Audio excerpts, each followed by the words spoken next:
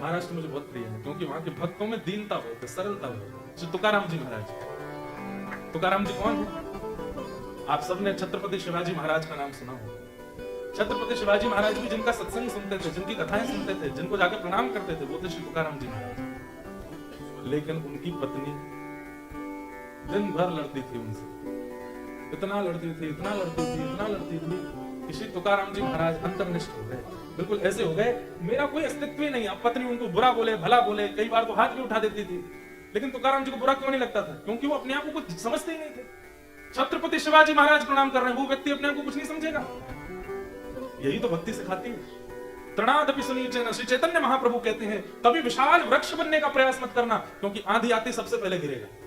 सदैव तृण बनने का प्रयास करो। कितना भी सैलाब आ जाए, वो तृण हिलता नहीं है। इधर होगा लेकिन उखड़ेगा नहीं। छोटी घास वो तूफान में उड़ती है क्या? नहीं उड़ती। घास इधर उधर होती रहेगी लेकिन उखड़ेगी नहीं। और विशाल वृक्ष टूट के गिर पड़ता है। इसलिए तृणादपि सुनीचेन, भक्ति मार्ग में आ रहे हो तो भक्ति मार्ग में आके दीन बनना सीखो, सहज बनना सीखो। सर हमको केवल दुनिया से प्रेम मिलता है ना, वो गालियां भी मिलती है, खूब बुरा भला भी बोलते हैं, अनर्गल भी बोलते हैं, जो मन में आता बोलता है, बिना जाने बोलते हैं, हम कुछ नहीं कहते क्योंकि यही तो सीखना है यहाँ से, तृण के समान। तो श्री तुकाराम जी महाराज, एक बार उनकी पत्नी आई और आके बोली, लो ये कुछ गन्ने हैं, इनको बेच के आओ, और बेच के इतना पैसा बनेगा ला के मेरे हाथ पर दे देना। तुकाराम जी बोले ठीक है देवी, जाता हूँ। उस समय पर कैंडीज तो होती नहीं, टॉफी तो होती नहीं, मिठाई तो होती नहीं, गन्ना ही मीठा होता था बस।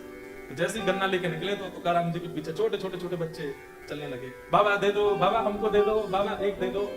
तो श्री तुकाराम जी इतना दया आ गई उनके चित्त में, बालकों को गन्ना बांटने लगे, तू भी ले जा, ये ले, तू भी ले जा, अच्छा तेरे को भी ले, तू भी ले जा, सबको बांट दिया। 12-13 गन्ने में से एक बचा बस। लौट करके जब आए तो पत्नी इतनी खुश हो गई उनकी देख करके, सारे बिक गए, एक बचा। लाओ इतने गन्नों का इतना पैसा बना हुआ, मेरे हाथ में रखो।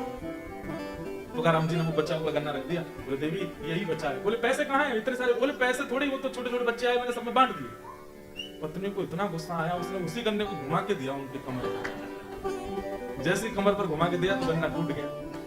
तो तुकाराम जी इतने खुश हो गए, मेरी पत्नी कितनी पढ़ी लिखी है। क्यों? मैं सोच रहा था एक ही बचा है, 2 लोग कैसे खाएंगे, तूने बढ़िया तोड़ के 2 कर दिए। हाँ, कितनी बुद्धिमान हो। मैं अपमान कर रही हूं तुम्हारा, तुमको बिल्कुल भी फर्क नहीं पड़ता। तुकाराम जी महाराज बोले मैं हूं कौन जो मेरा अपसम्मान हो?